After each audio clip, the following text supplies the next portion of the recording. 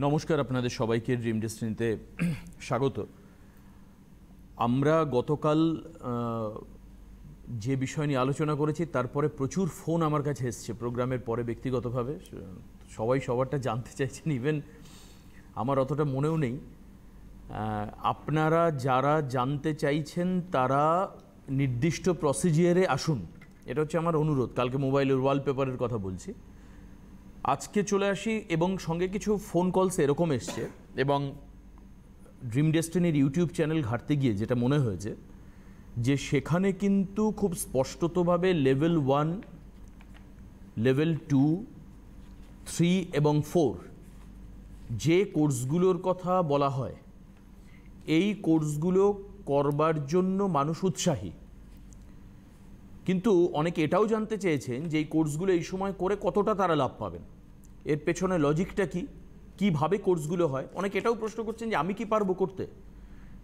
আমি জানি না কেন উনি বলছেন আমি পারবো কি না। কোনো অ্যাকাডেমিক বা এডুকেশনাল কোয়ালিফিকেশনের ব্যাপার হয়তো অনেকে জানতে চাইছেন।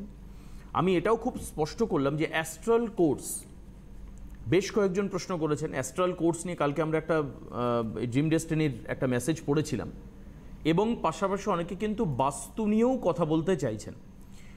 এই বিষয়গুলো আমার মনে হয় আপনাদেরকে একটু স্পষ্ট করে দেওয়া দরকার, কারণ শ্রী মণি ভাস্কর যখন রয়েছেন আমাদের সঙ্গে, আমার মনে হয় যে এই বিষয়টা স্পষ্ট করা দরকার। এবং আমি সরাসরি আপনাদের প্রশ্নগুলো just like a conveyor, like a media, আমি প্রশ্নগুলো মণিদার কাছে রাখবো, এবং তার উত্তর কী হবে, বিশেষত লেভেল 1, 2, 3, 4 এই যে কোর্সেসগুলো, এই কোর্সগুলো এই সময় করাটা কতটা প্রাসঙ্গিক, কীভাবে করতে হবে, তার লাভটা কী হবে, কারা করতে পারবেন, কখন করতে পারবেন। অনেকে প্রশ্ন করছেন যে এই সব কোর্সের সঙ্গে মানিটারি ট্রানজ্যাকশন কীরকম, কতটা। অনেকে বলছেন আমি করতে পারবো কি না। অনেকে বলছেন আমি ব্যস্ত থাকি, সারাদিন কাজকর্ম করি, অফিসে যাই বা দোকান করি, ব্যবসা করি, আমার পক্ষে করা সম্ভব কিনা, কোনো নির্দিষ্ট সময় আছে কিনা, ইত্যাদি ইত্যাদি অসংখ্য প্রশ্ন। তো সেই জায়গা থেকে আমার প্রশ্ন, আমি প্রথমে স্বাগত জানাই শ্রী মণি ভাস্কর দাকে আজকের লাইভ অনুষ্ঠানে। Thank you. হ্যাঁ মণিদা, এই প্রশ্নগুলো অনেকগুলো প্রশ্ন। প্রথমত বললি যে 1 by 1 বই লেভেল 1 কোর্সটা অনেকে জানতে চেয়েছেন, আমিও দেখেছি মেসেজ অনেক করেছেন। লেভেল 1 কোর্সটা হচ্ছে একটা যজ্ঞের কোর্স। এটা আমি প্রথমে আরম্ভ করেছিলাম, কিন্তু পরে দেখলাম এটা যেহেতু একটু টাফ, সেটা আমি সবার শেষে করাই। আমি লেভেল 3 কোর্সটা সবার আগে করাতে চাই, তার কারণ এটা অনেক ইজি এবং অনেক বেশি কার্যকরী, এবং কম অর্থের মধ্যে একটা খুব কার্যকরী একটা মেডিটেশন। আমি আগেও বলেছিলাম, মেডিটেশন মানে শুধুমাত্র একটা জায়গায় মেন্টালি পয়েন্ট করা নয়, কারণ মেন্টালি পয়েন্ট করলেই ভেতরকার সাবকনসিয়াস মাইন্ড আপনাকে পাস্ট এক্সপিরিয়েন্স, সকালের কথা পাম্প করতে আরম্ভ করবে। মানে দেখবেন ঘুম থেকে উঠেই আগের দিন রাত্রিবেলা কী হয়েছে, আগের দিন সকালবেলা কী হয়েছে, সেগুলো পাম্প করতে আরম্ভ করে। এটি একটা কেমিস্ট্রি। তো আমাদের সাবকনসিয়াস মাইন্ড পাম্প করতে আরম্ভ করে, ফলে সেই ওয়েট করুন যিনি আছে, সেই যে পাম্প করছে, সেই ব্যাপারটা বারে বারে মনের মধ্যে কিছু পয়জন তৈরি করতে পারে। সেই পয়জনগুলো সরাতে হবে। ছোট্ট একটা কথা বলি যে success is not an accident. Accident যেমন হঠাৎ করে হয়ে গেল, গাড়ি চলে যাচ্ছেন, হঠাৎ করে অ্যাক্সিডেন্ট হয়ে গেল, সাকসেস এরকম করে হঠাৎ করে হয় না। যারা মিডিওকার পারসন, তাদের জীবনে হঠাৎ করে সাকসেস আসে না। সাকসেস আসতে গেলে you need some courage, you have to be strong, you have to be strong and courageous, you have to be strong and courageous, you have to be strong and courageous, you have to be courage enough, you have to be courage enough, মানে আপনাকে সাহসী হতে হবে।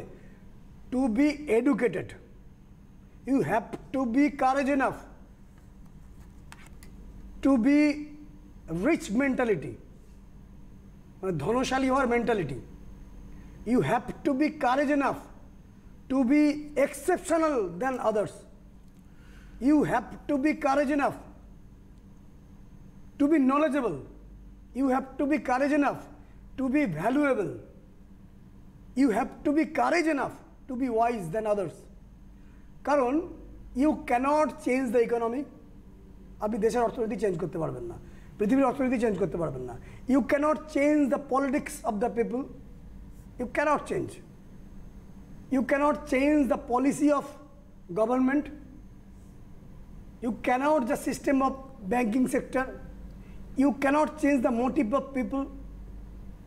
You cannot change the gossip of people. But discouragement of people. আপনি মানুষদের মধ্যে ডিসকারেজমেন্ট, শত্রুতা, gossip, কষ্টদায়ক কথা এগুলো চেঞ্জ করতে পারবেন না। প্রভূত মানুষ আমার কাছে আসেন, এসে বলেন আই হ্যাভ লস্ট মাই মানি, আমি অর্থ সব আমার চলে গেছে। I have lost of my property, আমার প্রপার্টি চলে গেছে। I have lost my relationship, আমার সব রিলেশনশিপ চলে গেছে। I have lost my vehicle, আমার গাড়ি চলে গেছে। I have lost my father, আমার বাবা মৃত্যু হয়েছে। I have lost my mother, আমার মা চলে গেছে। I am divorced, I am alone, I have lost everything. But সেখানেই আপনাকে you have to be strong and courageous, you have to be enough courage to be exceptional, you have to be enough courage, you need the courage to be wise. জ্ঞানী হওয়ার জন্য আপনাকে সাহস সঞ্চার করা দরকার, আপনাকে সাহস সঞ্চার করা দরকার রিচ হওয়ার মেন্টালিটির জন্য, আপনাকে সাহস সঞ্চার করা দরকার ওয়াইজ হওয়ার জন্য, এডুকেটেড হওয়ার জন্য, ভ্যালুয়েবল হওয়ার জন্য। আমরা আসলে পিতামাতার সিড থেকে তৈরি, পিতামাতার বীজ থেকে তৈরি, সেই বীজটাও আসে ঈশ্বরের থেকে। We are the product of the seed, we are the product of seed. But একটা সিড বা বীজ শুধুমাত্র বীজ হলেই চলে না, সেটা ভালো একটা সয়েল লাগে, ভালো একটা মাটি লাগে, যেখানে সেই গাছটা ফলবে, যে কোনো সিডই হোক না কেন। আঙুর ফলের সিড কি আপেলের সিড, কি ধানের সিড, কি বটবৃক্ষের সিড, কি কোকোনাটের সিড, কি অর্কিড ফুলের সিড, কি লিলি ফুলের সিড বা গমের সিড, তার জন্য একটা ভালো সয়েল লাগে, ঠিকঠাক সয়েল লাগে। গড তো আমাদেরকে প্রপার সিড দিয়েই পাঠিয়েছে। But sometimes according to the people's opinion, according to the act of people, according to the sense of people, according to the attitude of people, যাদের সঙ্গে আপনি মেশেন, বাড়ির মেম্বার, প্রতিবেশী, আত্মীয় স্বজন, কলিগ, ইভেন স্বামী স্ত্রী,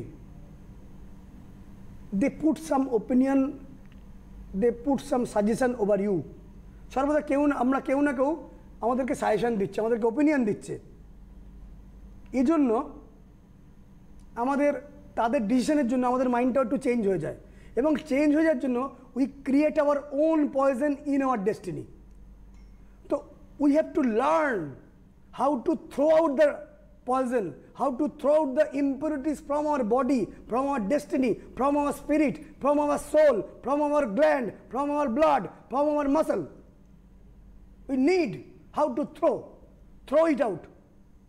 আপনাকে প্রতিটা মুহূর্তে ওই পয়জনগুলো থ্রো আউট করার পদ্ধতি জানতে হবে। এগুলোই আমি বিভিন্ন পদ্ধতি শেখাচ্ছি। জ্যোতিষশাস্ত্র হচ্ছে পুণ্য, কীর্তি, ধ্যান, যজ্ঞ, নাম, স্নান, দ্রব্য, যন্ত্র, ঔষধি। সেটাই আমি চেষ্টা করেছি level 1, level 2, level 3, level 4, level 5 এর মধ্যে। কি সেটা আমি বলবো। কেউ আছেন? ফোন নেব। কে আছেন ফোনে? হ্যালো। হ্যালো, হ্যাঁ, কে বলছেন? আমি স্যার অরূপ মুখার্জি বলছি। কোথা থেকে বলছেন? কাগজ দিন একটা। কোথা থেকে বলছেন আপনি? আমার এর আগে এক রিলেটিভ গেছিলেন। শুনতে পাচ্ছি না। হ্যাঁ বলুন। হ্যালো, আমার এক রিলেটিভ গেছিলেন, ওনার মেয়ের বিয়ে হয়ে গেছে। ঠিক আছে, মেয়ের বিয়ে হয়ে গেছে? হ্যাঁ, খুব ভালো হয়েছে। তারপর? আচ্ছা, এবারে এখন আমি তো ধরুন ঘুরে ঘুরে চাকরি করি। কোথায় কোথায়? আমি ঘুরে ঘুরে চাকরি করি। আমার একটু ছেলের সম্বন্ধে জানবো। আমি ওনার প্রোগ্রাম প্রায় দেখি, কিন্তু ওনাকে লাইনে তো পাই না। আজকে পেলাম একটু। হ্যাঁ, তা যদি একটু আমার ছেলেরটা একটুখানি বলেন আর কি। ঠিক আছে, একটা কথা বলি, আপনি একটু বলে দিই। আপনি জ্যোতিষ অনুষ্ঠানের প্রোগ্রামে ঢুকেছেন, আপনাকে স্বাগত। বাট আমার রুলগুলো কিন্তু ফলো করবেন। শুধুমাত্র গ্রহ নক্ষত্র। আমি অ্যাকচুয়ালি দেখুন স্যার, আমি অ্যাকচুয়ালি ঘুরে ঘুরে বেড়াই বলে আমি ফলো করার চেষ্টা করি, কিন্তু স্যার করে উঠতে পারি না। ইউটিউবে দেখবেন রাত্রিবেলা শোয়ার আগে। হ্যাঁ দেখি স্যার, দেখে স্যার রাতের বেলা এসে আর স্যার হয় না স্যার। সত্যি কথা বলতে কি, আপনার প্রোগ্রাম আমি দেখি, আমার ভালো লাগে, আমি অনেকজনকে বলি, কিন্তু স্যার আমার স্যার হয় না স্যার। সত্যি কথা, আপনাকে নিচে কথা বলে কোনো লাভ নেই, কিন্তু আমার রিলেটিভ দিয়ে খুব উপকৃত বলি আপনাকে। আমি আজকে লাইনে আমার ছেলের নাম বলুন, ছেলের নাম বলুন। ছেলের নাম হচ্ছে অর্ক মুখার্জি। অর্পণ? অর্পণ মুখার্জি। মুখার্জি, বলুন, ডেট অফ বার্থ বলুন। 7/4/1994। 7/4/1994। 7/4/1994। টাইম বলুন। 2:28 AM। 2:28 AM। কোথায় জন্ম? জন্ম কৃষ্ণনগর। আচ্ছা, তাহলে কি এটা 8 তারিখ হয়ে যাবে? না না, ওটা 6টা 7 করে দিচ্ছি, বৃহস্পতিবার, বুধ বৃহস্পতি। মানে বুধ বৃহস্পতির মধ্যে আপনার ছেলের জন্ম। হ্যাঁ।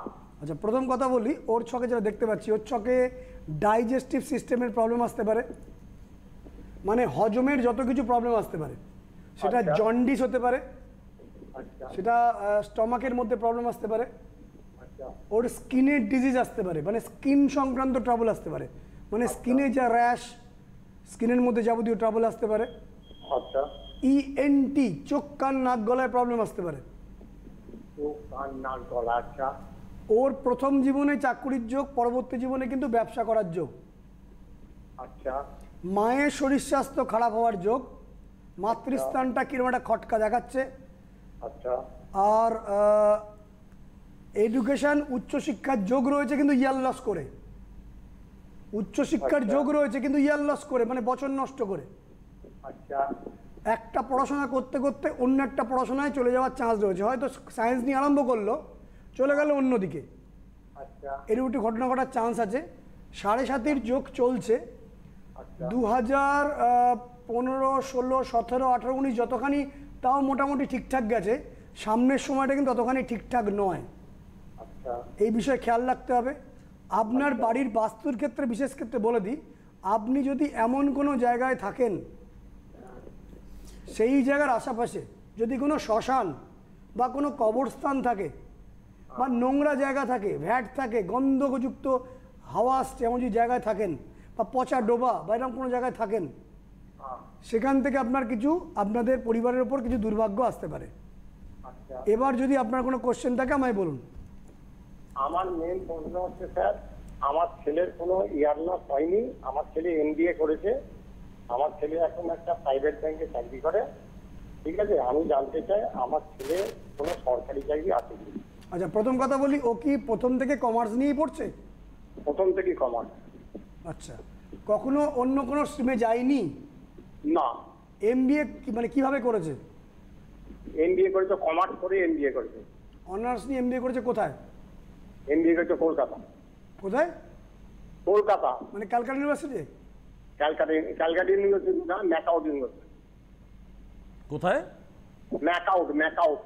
আপনার ছেলের হায়ার সেকেন্ডারিতে সাবজেক্ট কি ছিল? সাবজেক্ট ছিল আপনার ওই ইকোনমিক্স, অ্যাকাউন্টেন্সি, আর মানে পুরোপুরিভাবে কমার্সের সাবজেক্টই ছিল ম্যাথ সব? ছিল কি? commerce ম্যাথ ছিল? অ্যাকাউন্টেন্সি ম্যাথ ছিল? না, ম্যাথ ছিল না। আচ্ছা, তো আমি প্রথমে বললাম সায়েন্স থেকে কমার্সে যাওয়ার যোগ আছে, কমার্স নিয়ে পড়ছে। এবার আপনি যদি সরকারি চাকরির যোগ আছে কিনা, এই ছকে সরকারি চাকরির যোগ দেখাচ্ছে, ডেফিনেটলি নিশ্চয়ই দেখাচ্ছে, তার জন্য হ্যাঁ নিশ্চয়ই দেখাচ্ছে, কিন্তু এর জন্য পরিশ্রম করতে হবে। আমি একটা কথা বলি, শুনুন ভালো করে, 15, 16, 17, 18, 19 যতখানি ভালো গেছে, এখন সামনে কিন্তু ভালো আসছে না, কারণ 7.5 ইজ অন। আপনি কোথায় থাকেন? বর্ধমান।